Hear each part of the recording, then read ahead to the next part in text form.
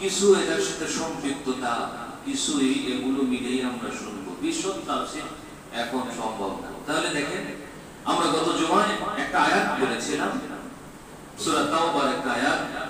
আয়াতটা হলো আল্লাহ রাব্বুল আলামিন বলে, আউযু বিল্লাহি মিনাশ শাইতানির রাজীম, বিসমিল্লাহির রহমানির রহিম, ইয়া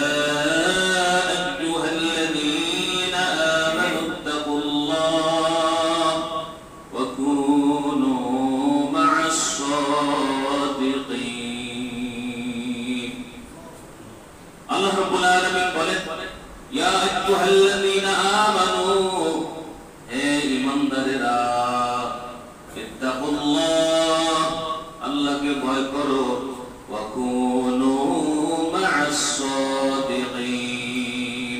তোমরা সত্যবাদীদের সাথী হও।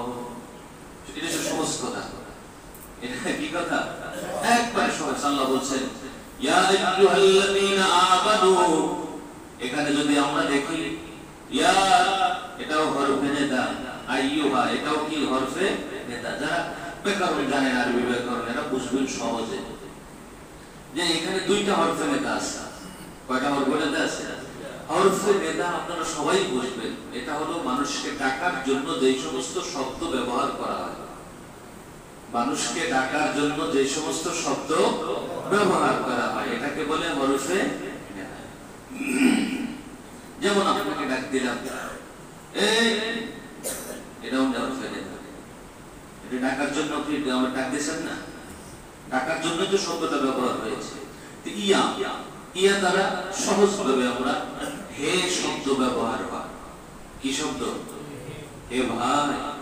আমরা বলি কিনা বাংলায় সহজে? হে ভাই, ইয়া আখি, হে আমার ভাই, ইয়া শব্দ ব্যবহার করলাম। এটা কি হরফে নেদা। এখন হরফে নেদার কিছু বিবরণ আছে, কিছু হরফে নেদা আছে যেগুলো ব্যবহার হয় কাছের এবং দূরের মানুষ সম্পর্কে। কাছের এবং দূরের মানুষ সম্পর্কে কিছু শব্দ ব্যবহার হয়। কিছু শব্দ ব্যবহার হয় একান্তই কাছের মানুষ সম্পর্কে। কাছের কোনো কিছুকে ডাকার জন্য একান্তই মানে কাছে এগুলো ব্যবহার হয়। কিছু শব্দ আছে শুধুমাত্র দূরের মানুষকে ব্যবহার মানে ডাকার জন্য ব্যবহার হয়। ইয়া এটা ব্যাকরণ। যদি আমরা তাফসীর যেহেতু কথা বলছি, তাহলে কিছু কথা বলতেই হয়। যেমন ইয়া দ্বারা কাছে দূরে উভয় ব্যবহার করা, কাছে এবং দূরে উভয় ক্ষেত্রে ব্যবহার করা। ইয়া দ্বারা কাছের মানুষকে আপনি ডাকতে পারেন, দূরের মানুষকে আপনি ডাকতে পারেন। কারো কাছে চিঠি লিখলে, সে আছে এই দেশে আমেরিকায়, কাছে না দূরে, তখন বললেন ইয়া আখি, হে আমার ভাই। সেখানে ইয়া শব্দ ব্যবহার করা, সে কিন্তু আপনার কাছে না, আপনার কাছে। আমি আমেরিকা থাকলে আমাদের কাছে, দূরে না, সেখানে ইয়া শব্দ ব্যবহার করা যাবে না। আইয়ুহা, ইয়া শব্দ দেখেন কোরআনুল কারীমে আমার আল্লাহ শিখিয়েছেন আমার আল্লাহকে ডাক দেওয়ার জন্য ইয়া রব দুইবার এসেছে কোরআন শরীফে। কয়বার এসেছে? দুইবার। এই একই শব্দ ইয়া রব, এটা দুইবার এসেছে, যেখানে স্পষ্ট আল্লাহকে বান্দা ডাক দিবে হে আমার প্রতিপালক। কারণ আল্লাহর রহমত আমার একেবারে নিকটে। আল্লাহর রহমত আমার কি একেবারে নিকটে। বলা হয় আমার যে এই যে ঘাড়ের যে একেবারে নিকটের যে রগটা, রগ আছে না, রগ যেটাকে আমরা ষাঁড় রগ বলি, এর চাইতো আল্লাহর রহমত আমার নিকটে। কারণ আল্লাহ আমি অন্তরেকে চিন্তা করি, এটাও জানে। বলেন না সুবহানাল্লাহ। অতএব আল্লাহ আমার কি নিকটে। এই হিসাবে আমরা বলি ইয়া আল্লাহ। কি বলে থাকি? ইয়া আল্লাহ, ইয়া রব। আল্লাহ শিক্ষা দিয়েছেন হে আমার প্রতিপালক। আইয়ুহা, এই শব্দটা দ্বারা সম্মানিত ব্যক্তি যাদেরকে আল্লাহ সম্মান দিয়েছেন, এই সম্মানিত ব্যক্তিদের ক্ষেত্রে এই সম্মান সূচক শব্দটা ব্যবহার হয়। সম্মানিত ব্যক্তিদের ক্ষেত্রে সম্মানসূচক শব্দটা ব্যবহার হয়। এটা আপনার কাছাকাছি মানুষ যারা থাকে তাদের ক্ষেত্রেও ব্যবহার হয়, বিশেষ করে এটা দূরবর্তীদের ক্ষেত্রে ব্যবহার হয়, বিশেষ করে এটা দূরবর্তীদের ক্ষেত্রে ব্যবহার হয়, তবে কাছের মানুষের ক্ষেত্রেও ব্যবহার হয়। যেমন বলা হয় এক বিশাল সমাবেশ, সেখানে বলা হয় ইয়া আইয়ুহান নাস, হে মানব সকল। এরা কাছে কিনা? সবাই কি কাছে? এই জন্য এখানেও ব্যবহার হয় আইয়ুহা শব্দটা। কিন্তু এগুলো নিয়ে যখন কত কিছু আছে, কেউ ব্যাকরণে নিয়ম কানুন দিয়ে বেসাইয়া শেষ পর্যন্ত বলে ইয়া নবিয়্যুন শব্দ বলা যাবে না, বা কেন? আরে ভাই, এই ইয়া শব্দটা তো কাছের দূরের উভয় ক্ষেত্রে ব্যবহার হয়, কাছের এবং দূরের উভয় ক্ষেত্রে।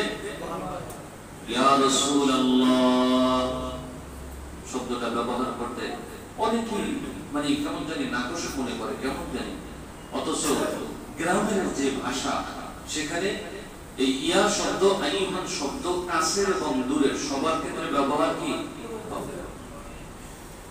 সবার ক্ষেত্রেই ব্যবহার করা যায়। এই হিসাবে কেউ যদি বলে ইয়া রাসূলুল্লাহ সে বলতে পারবে, কেউ যদি বলে ইয়া নবিয়্যুল্লাহ সে বলতে পারবে, কারণ আমার রাসূল আমার আহ্বান শুনে, আমার রাসূল আমার ডাক কি, আমার আল্লাহ আমার রাসূলকে সেই পাওয়ার দিয়েছেন, সেই ক্ষমতা দিয়েছেন। নিজের শক্তি বলে না, আমার আল্লাহ দাতা, আমার আল্লাহ কি, আমার আল্লাহ আমার রাসূলকে এই ক্ষমতা দিয়েছেন, যার কারণে আমার রাসূল শুনেন, আপনার আমার ডাক শুনেন। আমরা যদি বলি ইয়া রাসূলুল্লাহ, আপনি তো কসম, আপনি তো বর্তনকারী, আপনি আল্লাহর কাছে একটু সুপারিশ করেন, আমাকে কিছু বর্তন করেন, ইলম আমাকে দান করেন। আল্লাহ হলেন দাতা, আমার রাসূল হলেন বর্তনকারী। আল্লাহু ইউতি ওয়া আনা কাসিম, আমার রাসূল হলেন ওটার বর্তনকারী, আর আমার আল্লাহ হলেন দাতা। আল্লাহ হলেন কি? আল্লাহ দেন। এজন্য আমার রাসূল যা কিছু জানেন, জানায় কে? আল্লাহ। আমরা তো এই বলে থাকি, আমরা এটা বলি না যে আমার রাসূল নিজে থেকে জানে না, এই কথাটা বলি কখনো? আমার আল্লাহ সব আমার রাসূলকে জানিয়ে দেয়, আমার রাসূল এই হিসাবে সব জানে, কিন্তু জানাইতেছে কেডা? আল্লাহ। এজন্য এগুলো নিয়ে আমরা একেবারে সুন্দর করে, কেউ যদি বলে যে না আমার রাসূল নিজে থেকেই জানে না, এই কথাটা বলা যাবে না, এটা গোমরাহি। এখানে স্পষ্ট তাকে বুঝতে হবে দাতা হলেন আল্লাহ, দাতা হলেন কে? আল্লাহ। সব কিছু জানিয়ে দেয় কে? আল্লাহ। আর আমার রাসূল ওই হিসাবে সব কিছু জানে না। তাহলে দেখেন ইয়া আইয়ুহান, আইয়ুহান শব্দটা ব্যবহার হয়েছে বিভিন্ন জায়গায়, আর ইয়া আইয়ু দুইটা ব্যবহার করা হয় একই সাথে কোরআন শরীফের অসংখ্য জায়গায়। শুধুমাত্র দেখেন, আমরা যদি দেখি ইয়া আইয়ুহাল্লাযীনা আমানু, এই শব্দটাই ব্যবহার হয়েছে কোরআন শরীফে 89 বার। ইয়া আইয়ুহাল্লাযীনা আমানু, আল্লাহ সম্বোধন করেছেন সম্মানিত ব্যক্তিদেরকে, সম্মানিত ব্যক্তিদেরকে দুইটা শব্দ একসাথে ব্যবহার করেছেন। এখন কি দুই শব্দের ক্ষেত্রে কিন্তু দুই ভাবে, প্রথম বলা হয় ইয়া, হে আইয়ুহাল্লাযীনা আমানু, ঈমানদারেরা যারা ঈমান এনেছো, ঈমানদারেরা যারা কি আনছে? ঈমান এনেছো।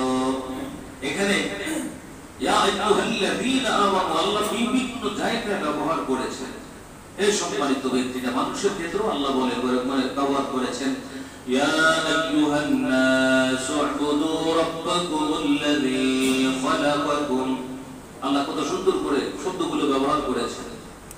হে মানব সকল, হে সম্মানিত মানুষেরা শোনো, কত সুন্দর করে আল্লাহ সম্বোধন করতেছেন।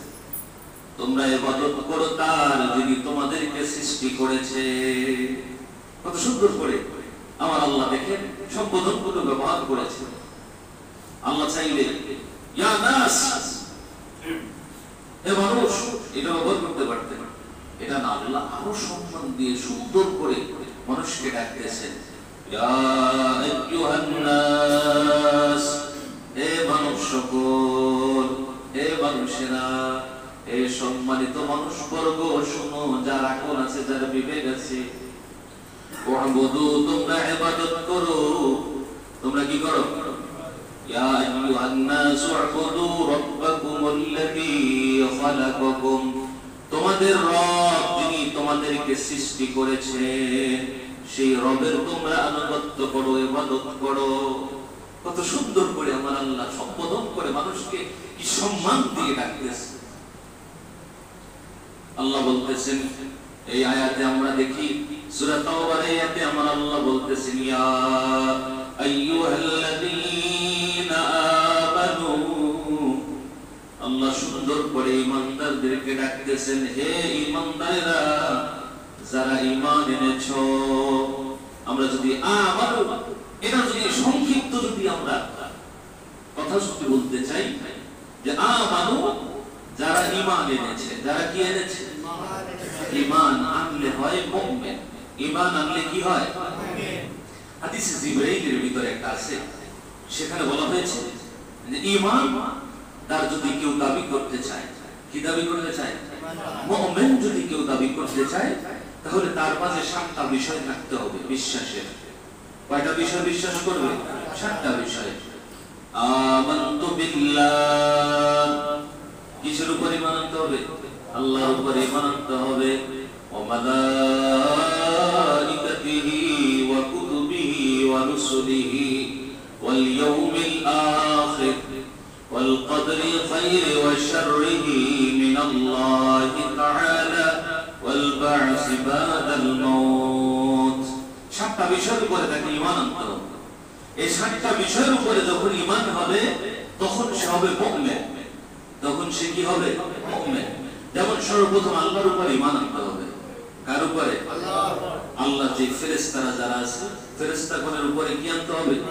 ঈমান আনতে হবে। নবীগণের উপর ঈমান আনতে হবে।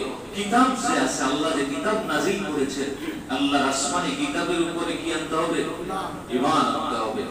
মৃত্যুর পরে তার যে কবর, মৃত্যুর পরে যার একটা জীবন আছে, এটার উপরেও কি আনতে হবে?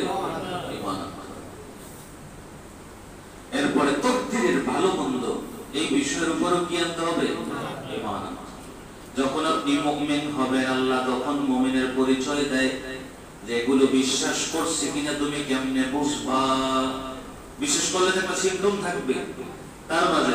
তখন আল্লাহ সূরা আনফালের ভিতরে আবার বলতেছেন, ইন্নামাল মুমিনুনা আল্লাযীনা ইযা যুকিরাল্লাহু ওয়াজিলাত কুলুবুহুম ওয়া ইযা তুলিয়াত আলাইহিম আয়াতুহু সাদাতুহুম ঈমানাও ওয়া আলা রাব্বিহিম ইয়াতাওয়াক্কালুন। আল্লাহ কত সুন্দর করে ব্যাখ্যা করতেছেন, তুমি বুঝবা কেমনে তোমার মধ্যে ঈমান আছে, তুমি বুঝবা কেমনে তুমি মুমিন। আল্লাহ বলেন, ইন্নামাল মুমিনুন, নিশ্চয়ই তারা মুমিন, আল্লাযীনা ইযা যুকিরাল্লাহ, যখন তার কাছে আল্লাহর জিকির করা হয়, আল্লাহর স্মরণ করা হয়। যখন তার কাছে আল্লাহর স্মরণ করা হয়, কার স্মরণ? আল্লাহর জিকির যখন তার করা হয়, তার কাছে যখন কোরআন তেলাওয়াত করা হয়, তার কাছে যখন কোরআনের আয়াত বলা হয়, তার কাছে যখন কোরআনের বাণীগুলো বলা হয়, তখন তার মাঝে একটা পরিবর্তন আসবে। কি পরিবর্তন? ওয়াজিলাত কুলুবুহুম, তার অন্তরটা একেবারে ঝলকানি দেওয়া শুরু করবে, ঝাঁকড়ানি দেওয়া শুরু করবে। তার অন্তরে যখন তার কাছে বলা হয়েছে, তার অন্তর প্রশান্ত হবে, অন্তরটা ঠান্ডা হবে, স্থির হবে। ওয়াইদা তুলিয়াত আলাইহিম, যখন তার কাছে আয়াত তেলাওয়াত করা হবে, পাঠ করা হবে, তখন যার কাছে তখন আয়াতটা যখন তেলাওয়াত করবে, তার কোরআনের বাণী যখন তার কাছে শোনা হবে, যাদাতুহুম ঈমানা, তার ঈমান বৃদ্ধি পাবে। তাহলে না সুবহানাল্লাহ। প্রথমে আমরা পাইলাম তার অন্তর কম্পন হবে। অন্তর কি হবে? হৃদয়ে জাগরিয়ে দিবে, আমার আল্লাহর বাণী শোনাচ্ছে, দ্বিতীয় আমরা পাইলাম যখন কোরআনের আয়াত তেলাওয়াত করা হবে তখন তার ঈমানের নূর বাড়বে, বলেন না সুবহানাল্লাহ। ঈমানের শক্তি বাড়বে, ঈমানের পাওয়ার বাড়বে। ঈমানের পাওয়ার যখন বাড়বে তখন বলা হয়েছে মুমিনের আরেকটা পরিচয় আছে। মুমিনের আরেকটা কি আছে? পরিচয় আছে। ওয়া আলা রাব্বিহিম ইয়াতাওয়াক্কালুন, তারা সব সময় ভরসা করবে একমাত্র কার উপরে? তারা সর্বক্ষেত্রে একমাত্র ভরসা করবে আল্লাহর উপরে। আল্লাহ ছাড়া কারো জোর করে ভরসা করবে না। আমরা বলি ভাই আপনি আমার শেষ ভরসা, বলেন না? বলি কি না? আমরা যখন বিভিন্ন দিকে ঘুরতে ঘুরতে কারো কাছে যাই, শেষ পর্যন্ত বলি ভাই আপনি আমার শেষ ভরসা, আপনি ছাড়া আমার আর কোনো গতি নেই। কথাটা বলি কিনা? আল্লাহ বলতেছে না, মুমিন এই কথা বলতে পারবে না। মুমিন সর্বদা ওয়া আলা রাব্বিহিম ইয়াতাওয়াক্কালুন, মুমিন সর্বদা ভরসা রাখবে তার রবের উপর। সব সময় ভরসা রাখবে কার উপর? আল্লাহর উপরে। মুমিন তার রবের উপরে সর্বদা ভরসা রাখবে। যদি সে এরপর দেখেন মুমিনের পরিচয় আমরা সূরা বাকারার ভিতরে পাই, সেখানে আল্লাহ বলেছেন ওয়াল্লাযীনা আমানু আশাদ্দু হুব্বান লিল্লাহ, বলেন না সুবহানাল্লাহ। আল্লাহ মুমিনের পরিচয় দিচ্ছে যে মুমিন কেমন হবে? মুমিন সবচাইতে বেশি ভালোবাসবে আল্লাহ। আশাদ্দু হুব্বান লিল্লাহ, এর চাইতে আর ভালোবাসা যায় না। এর চাইতে বেশি ভালোবাসার আর কোনো সংজ্ঞা নাই। সবচাইতে বেশি ভালোবাসবে মুমিন আল্লাহ। মুমিন কারা? আমার আল্লাহ বলতেছেন ওয়াল্লাযীনা আমানু, যারা ঈমান এনেছে, আশাদ্দু হুব্বান লিল্লাহ, সবচাইতে তারা আল্লাহকে বেশি ভালোবাসে, আল্লাহকে সবচাইতে অধিকভাবে ভালোবাসে। তাহলে আমরা ঈমানদারের সহজ পরিচয় পেয়েছি। ঈমানদারের সহজ পরিচয় কেমন? আমরা ঈমানদার যে ব্যক্তি, সে অন্তত 7টা বিষয়ের উপরে কি করবে? বিশ্বাস স্থাপন করবে, ঈমান আনবে। এরপরে আমরা পেয়েছি মুমিনের পরিচয়, যে মুমিন কেমন হবে। প্রথম পাইলাম মুমিন হতে গেলে 7 বিষয়ের উপরে কি আনতে হবে? ঈমান আনতে হবে। এরপরে পেয়েছি আমরা মুমিন কেমন হবে। মুমিন কেমন হবে? যখন তার কাছে আল্লাহর নিদর্শনগুলি, আল্লাহর জিকির করা হবে, তখন তার অন্তর কম্পন হবে। অন্তরে কি হবে? কম্পন হবে। অন্তরটা তখন একেবারে উজাড় হয়ে যাবে, যেটাকে আমরা জালজালা বলি। মানে হৃদয় ফেটে যায়, বলি কিনা? যে অন্তর ফেটে যাচ্ছে, আর সহ্য করতে পারতেছি না, এটার নাম জালজালা। এরকমের যখন তার তৈরি হবে, এর নাম হলো মুমিন। এরপরে আল্লাহ বলতেছে যখন তার কাছে কোরআনের আয়াত বলা হবে, কোরআন তেলাওয়াত যখন তার কাছে করা হবে, তখন তার ঈমানের নূর বাড়বে, ঈমানের শক্তি বাড়বে। শেষ পর্যন্ত আমরা আরো একটা পেয়েছি যে আলা রাব্বিহিম ইয়াতাওয়াক্কালুন, যে মুমিন সে সব সময় ভরসা করবে কার উপর? আল্লাহর উপর। আমরা প্রথম মুমিনের পরিচয় পাচ্ছি। এর আগে পেয়েছি মুমিন হতে গেলে কি বিষয়ের উপর ঈমান আনতে হবে, আর মুমিন হলে তার কেমন অবস্থাটা হবে। এরপরে আমরা পাচ্ছি যে আশাদ্দু হুব্বান লিল্লাহ, যে মুমিন হবে সে সবচেয়ে বেশি ভালোবাসবে কাকে? আল্লাহকে। যেটাকে আমরা ফানা ফিল্লাহ বলি। কি বলি? তরিকতের ভাষায় কি বলে? ফানা ফিল্লাহ, মানে আল্লাহর জন্য নিজেকে উজাড় করে দেওয়া। এটাই তো আল্লাহ বলেছেন ইন্না সালাতি ওয়া নুসুকি ওয়া মাহইয়ায়া ওয়া মামাতি লিল্লাহি রাব্বিল আলামিন। সব কিছু কার জন্য হবে? আল্লাহর জন্য। এটার নামই হলো আশাদ্দু হুব্বান লিল্লাহ। এটা মুমিনের পরিচয়, যে মুমিন কেমন হবে। এরপরে আমরা দেখি, আমরা আয়াত পড়েছি ইয়া আইয়ুহাল্লাযীনা আমানুত্তাকুল্লাহ ওয়া কুনু মা'আস সাদিকিন। এরপরে আল্লাহ বলেছেন ওয়া কুনু, তোমরা সাথী হও। তোমরা কি হও? সাথী হও, সঙ্গী হও, তাদের সাথী হও। মা'আস সাদিকিন, কাদের? সাদিকিনদের, সত্যবাদী। কাদের সাথী হব? সত্যবাদীদের। বলছে? আল্লাহ। আল্লাহ বলছেন তোমরা সত্যবাদীদের সাথী হও। এই সত্যবাদীদের সাথী, এখন সত্যবাদী কারা? সত্যবাদীর কিছু গুণ আমরা যদি একেবারে সাধারণ সিম্পটম যদি খুঁজি, সেখানে আমরা সত্যবাদীদের কিছু গুণ পাবো। যে সত্যবাদীদের প্রথম গুণ হলো যারা ঈমান এবং আমলে সত্যবাদী। ঈমান আমলে কি? যার ঈমান ঠিক আছে, আমলও ঠিক আছে, যে শুধু মুখে বলে নাই, কাজও কি আছে, পরিণত করেছে। ঈমান আমলে সত্যবাদী, ঈমান আমলে কি? সদিকিনের পরিচয়। 2 নম্বর যদি আমরা দেখি, একটা সহজ কথা, 1 নম্বরের কথাই বলি, ঈমান আমলে যেমন মুখে সে পড়েছে লা ইলাহা ইল্লাল্লাহ মুহাম্মাদুর রাসূলুল্লাহ সাল্লাল্লাহু আলাইহি ওয়াসাল্লাম, মুখে পড়েছে, অন্তরে বিশ্বাস করেছে, আল্লাহ অর্ডার করেছে যে তুমি ইবাদত করো, সে ইবাদত আমল করতেছে, ইন্নাল্লাযীনা আমানু ওয়া আমিলুস সালিহাত, এবং সে নেক আমলগুলো করতেছে, ভালো কাজগুলো কি করতেছে। আপনাদের কাছে মসজিদের ব্যাগ যাবে, সকলেই হৃদয় প্রশস্ত করে দিয়ে মসজিদে দান করবো, আল্লাহ যেন সকলের দানকে কবুল করে নেয়, সকলে বলি আমিন। তাহলে দেখেন আমরা মানে সহজ যদি ব্যাখ্যা করি, এটি সহজ কথা, মানে লম্বা ব্যাখ্যা না, কিন্তু লম্বা করতে গেলে ওই ইয়ার ব্যাখ্যাই বহুত আছে, এরপরে আইয়ুহার ব্যাখ্যা আছে, এরকম করে করলে বিশাল ব্যাখ্যা। আমরা সংক্ষিপ্ত কিছু কথা বলবো। তাহলে দেখেন সদিকিনের পরিচয়, সে সর্বপ্রথম মুখে বিশ্বাস করবে, অন্তরে বিশ্বাস করবে, কাজে পরিণত করবে, তাহলে কি হবে? সদিকিনের কিছু পরিচয়। এরপরে যারা কথায় সত্যবাদী, যারা কথায়ও কি মিথ্যা কথা বলে না, সদিকিনের পরিচয়, তারা কথায়ও কি সত্যবাদী।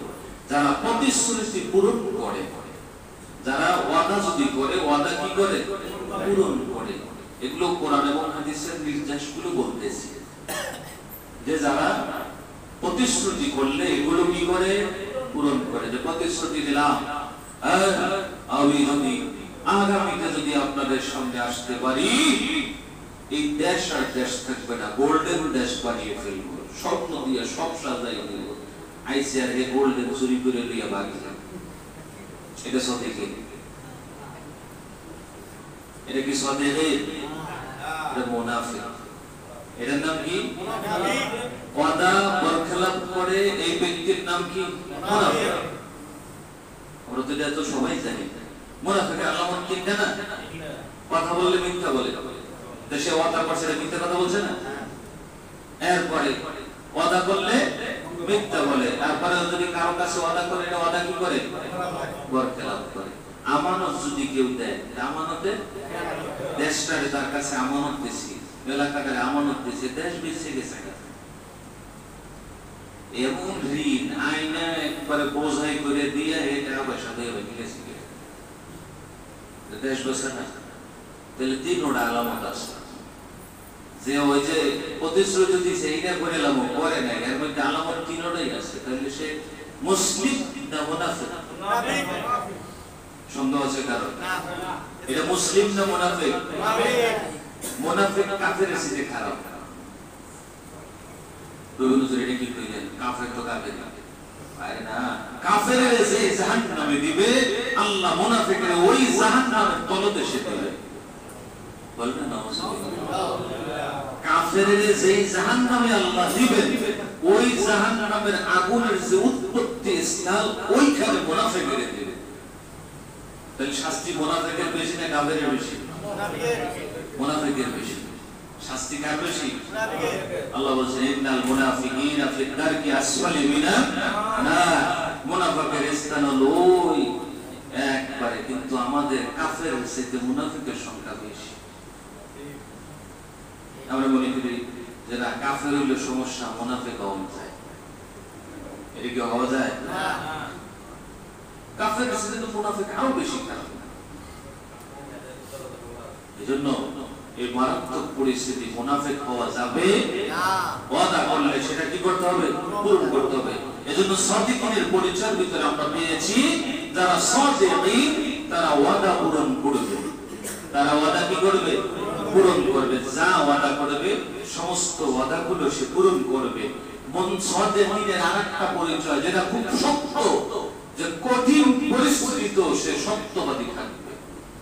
যদি সে ফাঁসির মঞ্চে দাঁড়িয়ে যায়, যে সত্য কথা বলতে তার ফাঁসির রশি গলায় ঝুলবে, সে যদি এমন পরিস্থিতিতে যায় যে সত্য কথা বললে তার মস্তক আলাদা হয়ে যাবে, সে যদি এমন পরিচয়ে যায় যে সত্য কথা বললে তার মৃত্যুবরণ করতে হবে, সাদিকুন কারা, যারা এই পরিস্থিতিতেও সত্য কথা বলবে। এই পরিস্থিতিতেও কি করবে? সত্য কথা বলবে না, দুই দিকে চলবে। ভোটের জন্য পূজা করা ফরজ হবে, ভোটের জন্য পূজা করা জায়েজ হবে, মূর্তির সামনে দিয়ে দাঁড়ানো জায়েজ হবে, মূর্তির সামনে দিয়ে নাচা কোথা এগুলো জায়েজ হবে।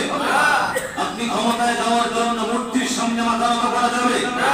যে ব্যক্তি মূর্তির সামনে মাথা নত করবে, মূর্তিকে সমর্থন করবে, বেদিনের মূর্তিকে সমর্থন করবে, সে আর ঈমানদার থাকবে।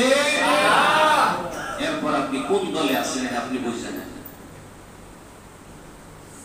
আমরা দেখেছি বিভিন্ন দলীয় নেতারা যায় মুজার সামনে আবার এরকম এরকম করে, বলে না কাফের হয়ে গেছে, বেঈমান হয়ে গেছে, এটা মুরতাদ হয়ে গেছে। ইসলামিক শাসন যদি থাকতো এক শিরচ্ছেদ করা জায়েজ হয়ে গেছে, ফরজ হয়ে গেছে শিরচ্ছেদ করা।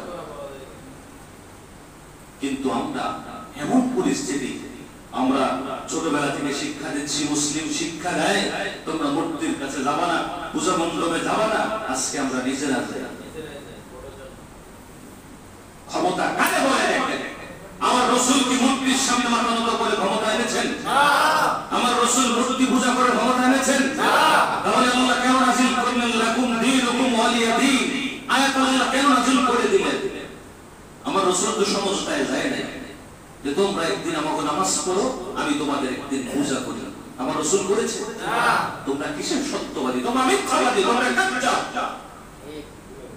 তোমরা মানুষকে কি সত্য দেখাবা? আজকে কথাগুলো খুব শক্ত হয়ে যায়। বলবেন আপনি ছোট মসজিদে হই, আর তো বড় বড় মসজিদের প্রতি বড় বড় হুজুর, বড় বিশ্বাসের মুরিদ, আপনি ছোট মানুষ, এত বড় কথা কেন বলেন? এত বড় কথা আমার ছোট থেকে নিচে থেকেই বলতে হবে, কারণ আমাদের উপায় নেই। আমাদের ঈমান বাঁচাতে হবে। আমাদের কি বাঁচাতে হবে? ঈমান বাঁচাতে হবে। বাইরে এগুলো যদি আমরা দেখি যে আমরা বড়রা যদি পূজা করতে যাই, আমরা কি করবো? তাহলে আমার ঈমানটা বাঁচাতে হবে কিনা? এই জন্য আমার কথাগুলো বলতে হবে। আমার এখনো মনে পড়ে, আপনারা দেখেছিলেন না গত আওয়ামী লীগের নির্বাচন, শেষ নির্বাচন, সিলেটের হবিগঞ্জে হোসামউদ্দিন চৌধুরী, যিনি এমপি হয়েছিলেন, স্বতন্ত্র দিয়ে দাঁড়িয়ে হোসামউদ্দিন সাহেব ওনার এলাকার সমস্ত হিন্দুদেরকে বলেছিলেন, ভাই তোমাদের ইনসাফের কোনো প্রকার ত্রুটি হবে না, তোমরা তোমাদের যে সমস্ত ধর্মীয় রীতিনীতি এগুলো আছে সবগুলো তোমরা যদি পালন করো, তোমাদের নিরাপত্তা যা কিছু দরকার এগুলো আমি ব্যবস্থা গ্রহণ করবো, কিন্তু তোমাদের ওই পূজা অনুষ্ঠানে আমারে অতিথি রাখবা না, কারণ আমি মুসলিম। কারণ আমি কি? আমি মুসলিম। এই কথাটা সত্য কথা তো বলতে পারে না মানুষ। আপনি যদি বলেন যে আপনি ওনার দল করেন, ওনার তো দলই নেই, আমি দল করবো। উনি জাস্ট এমপি হয়েছিল, এই জন্য বললাম যে ওনার কথাগুলো মানুষ দেখেন। উনি কিন্তু বলেছিল যে তোমাদের সব নিরাপত্তা আমি ব্যবস্থা গ্রহণ করবো, প্রশাসন যা লাগবে এগুলো দিব, কিন্তু আমি মুসলিম, আমারে তোমরা অতিথি বানাবা, কারণ আমি তোমাদের পূজা মণ্ডপে যাব না, তোমাদের অনুষ্ঠানে আমি যাব, কিন্তু তোমাদের নিরাপত্তা। আজকে আমরা কত সুন্দর সুন্দর কত কিছু দেখি, যে বইয়ে বইয়া নারীদের নৃত্য দেখে, আবার হাতে তালিও দেয়, আবার মজাও লাগে, ভালোই লাগে।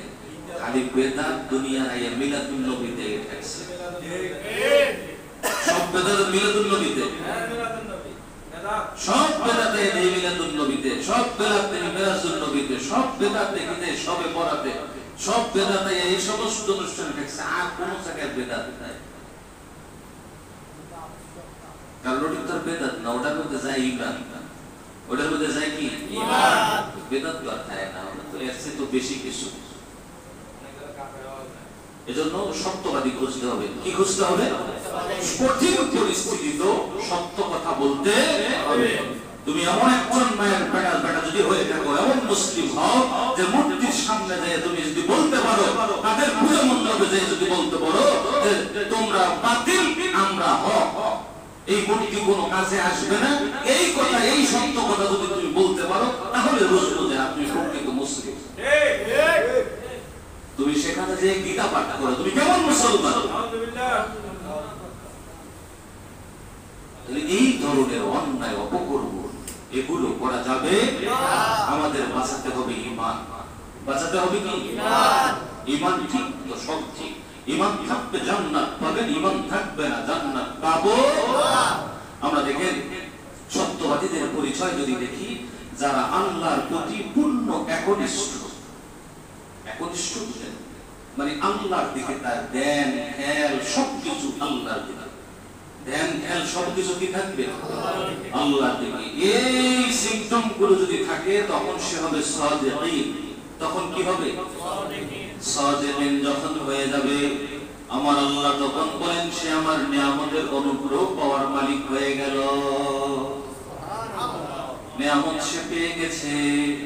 দেখেন বলেন আল্লাযীনা না'আমাল্লাহু আলাইহিম মিনান নাবিয়্যিন ওয়াস-সিদ্দীকিন ওয়াশ-শুহাদা'i ওয়াস-সালিহিন। এখানে দেখেন এই সিদ্দীকিন যারা হচ্ছে সাদিকিন, যারা কি সত্যবাদী, তারা আল্লাহর অনুগ্রহ পেয়ে গেছে। বলেন না সুবহানাল্লাহ। আল্লাহর অনুগ্রহ যখন পেয়ে গেছে তখন আমরা আল্লাহর কাছে বলে থাকি ইহদিনাস সিরাতাল মুস্তাকিম সিরাতাল লাযীনা আন'আমতা আলাইহিম। আল্লাহর কাছে বলে থাকি আল্লাহ আমার ইহদিনাস সিরাতাল মুস্তাকিমের পথে পরিচালিত করো। কোন পথ? সিরাতাল লাযীনা আন'আমতা আলাইহিম, যেই পথে তোমার রয়েছে চিরকল্যাণ, যেই পথে তোমার বন্ধুরা, তোমার ওলিরা, নিয়ামত প্রাপ্ত ব্যক্তিরা চলে গেছে। বলেন না সুবহানাল্লাহ। সেই পথে চলো। কোন পথে? যেই পথে সাদিকীনরা চলেছে। এজন্য সাদিকীনদের সাথী হওয়ার জন্য বলেছে আল্লাহ। প্রথমত আমরা 5 ওয়াক্ত আল্লাহর কাছে বলি আল্লাহ আমার ওই নিয়ামত প্রাপ্ত ব্যক্তি যারা আছে, যারা তোমার অনুগ্রহ পেয়েছে, তাদের পথে আমাদেরকে চালাও। এরপরে আল্লাহ আবার অর্ডার করেছে তোমরাও তাদের পথে চলো, তোমরাও তাদের সাথী হও, নিয়ামত প্রাপ্ত ব্যক্তিদের সাথী হও। এজন্য নিয়ামত প্রাপ্ত ব্যক্তি কারা?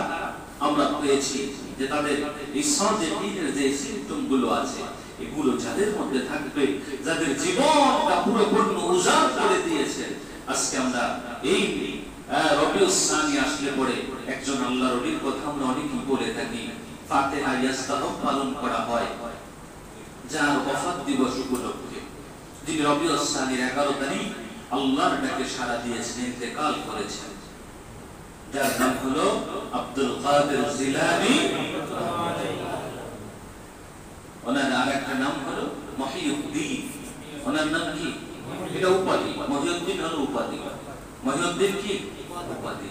আপনি মহিউদ্দিন যিনি দ্বীনের আলোকে সমুন্নত করেছেন, যিনি দ্বীনকে কি করেছেন? উজ্জ্বল করেছেন, তাকে বলা হয় মহিউদ্দিন। তিনি দ্বীনের আলো জ্বালিয়েছেন, তাকে বলা হয় কি? মহিউদ্দিন। এজন্য মহিউদ্দিন হলো ওনার লকব। যিনি পহেলা রমজান জন্মগ্রহণ করেছেন। পহেলা রমজান কি করেছেন? জন্মগ্রহণ করেছেন। রমজান মাসের শুরুতে তিনি জন্মগ্রহণ করেছেন এবং রবিউস সানিতে তিনি ইন্তেকাল করেছেন। এই রবিউস সানি এই দিবসটাকে অনেকেই ফাতিহা ইয়াস্তাহমি উপলক্ষে পালন করে থাকেন, ওনাকে স্মরণ করে থাকেন। এটা কোনো দোষণীয় না, কারণ আমার আল্লাহ বলছেন তোমরা তাদের সাথী হও। আল্লাহ বলছেন কি? তাদের সম্পর্কে জানা দরকার আছে কিনা, এই জন্যই এই দিবসগুলো পালন করা হয়। এগুলোতে ওনাদের সম্পর্কে জানানো হয়, ওনাদের জীবনী সম্পর্ক পড়ানো হয়। এমন জীবন তিনি গঠন করেছিলেন। আমরা যদি তাকাই, এখানে সত্যবাদীর কথা বলা হয়েছে, তিনি একেবারে শিশু ছোট অবস্থায় পরিচয় দিয়েছেন তিনি সত্যবাদী। তিনি আমানতের কথা বলেন, সে ছোট অবস্থায় পরিচয় দিয়েছেন সে আমানতদার। তিনি একেবারে শিশু অবস্থায় পরিচয় দিয়েছেন ঈমান এবং আমল সম্পর্কে। এই সব গুণগুলো আমরা খুঁজে পাই ওনার মাঝে। এজন্য আমরা ওনাকে বলি সাদিক, ওনাকে আমরা সিদ্দিক বলি, ওনাকে আমরা কি বলি? সিদ্দিক বলে থাকি। এজন্য আমরা বলি ওনাদের সাথী আমরা হওয়ার চেষ্টা করতেছি, আমরা ওনাদের সাথী হতে চাই। যেহেতু আল্লাহর ওলিরা এই পৃথিবীতে এরকমের দিন কায়েম করতে গিয়ে ওনাদের জীবনে আমরা যদি খুঁজি, ওনাদের মাঝে সাদিকিনের সমস্ত জীবনী পাবো। সাদিকিন এরপরে আরেকটা জিনিস পাই, সালিহিন। দুটোটা পাই আমরা, দুইটাই তাদের মাঝে পাই। এজন্য নিয়ামত প্রাপ্ত এই সমস্ত আল্লাহর ওলিদের সংস্পর্শে আমাদের থাকা উচিত, ওনাদের সঙ্গ অবশ্যই গ্রহণ করা উচিত। এটাই আল্লাহ কোরআনে আমাদেরকে বুঝিয়েছেন। তাহলে আমরা আজকের সম্পূর্ণ একটা আয়াতের শুধুমাত্র অনুবাদ শুনলাম। কি শুনলাম? অনুবাদ। আল্লাহ বলেছেন, ইয়া আইয়ুহাল্লাযীনা আমানুত্তাকুল্লাহ ওয়া কুনু মা'আস সাদিকিন। হে ঈমানদাররা, যারা ঈমান এনেছো, তোমাদের এখন কাজ হলো আল্লাহকে ভয় করা। প্রথম কাজ কি? আল্লাহকে ভয় করা। ও ইত্তাকুল্লাহ মাঝখানে তাফসীর চলে গেছে না, লম্বা তাফসীর। আর এক সময় যদি আল্লাহ ইত্তাকুল্লাহ তাফসীর করতে দেয়, করব ইনশাআল্লাহ। তাহলে দেখেন, ওয়াকুনু মা'আস সাদিকিন, তোমরা কি করো? সত্যবাদীদের সাথী হও, আল্লাহর ওলিদের তোমরা সঙ্গী হও, আল্লাহর বন্ধুদের তোমরা সঙ্গ হও, অনুগ্রহ প্রাপ্ত ব্যক্তিদের সঙ্গী হও। অতএব আমাদেরকে আল্লাহর ওলি, আল্লাহর বন্ধু, যারা সৎ পথে চলেছেন, সৎ কথা বলেছেন, হকের উপরে থেকেছেন, ওনাদের সঙ্গী আমাদেরকে হতে হবে। সর্বশ্রেষ্ঠ যদি আমরা দেখি যারা হকের উপরে চলেছেন, আমার রাসূল সাল্লাল্লাহু আলাইহি ওয়াসাল্লামের সাহাবায়ে কেরামগণ যারা হকের উপরে চলেছেন, সৎ কথা বলেছেন, সত্যবাদী ছিলেন, যাদের উপাধি সত্যবাদী আমার রাসূল দিয়েছেন, তাদেরকে আমার রাসূল জান্নাতের সুসংবাদ দিয়ে দিয়েছেন। এজন্য আমরা ওনাদের সঙ্গী হওয়ার চেষ্টা করব, ওনাদের আমল করার চেষ্টা করব। আল্লাহ যেন আমাদেরকে তৌফিক দান করে দেয়, কবুল করে নেয়। সকলে বলি আমিন।